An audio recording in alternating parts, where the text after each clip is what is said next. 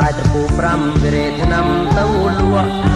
អន្សាយត្រពូ5វិរេឆ្នាំទៅលក់អង្កេបនឹងទីពួកវាលួចជួកកាន់ឆាអង្កេបនឹងទីពួកវាលួចជួកកាន់ឆាជាក្បាលខ្មៅវានឹមពីគួយផឹកស្រាជាក្បាលខ្មៅវានឹមពីគួយផឹកស្រា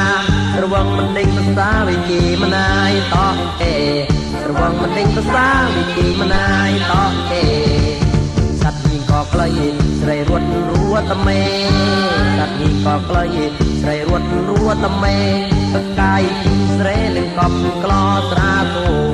បកាយជិះស្រែនឹងកប់ក្លោត្រាគោ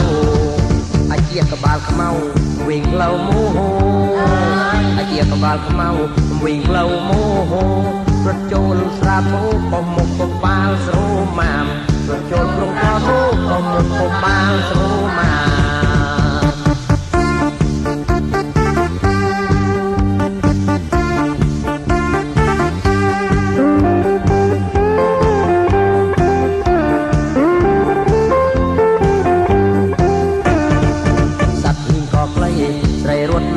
តមេសត្វនេះក៏ក្លី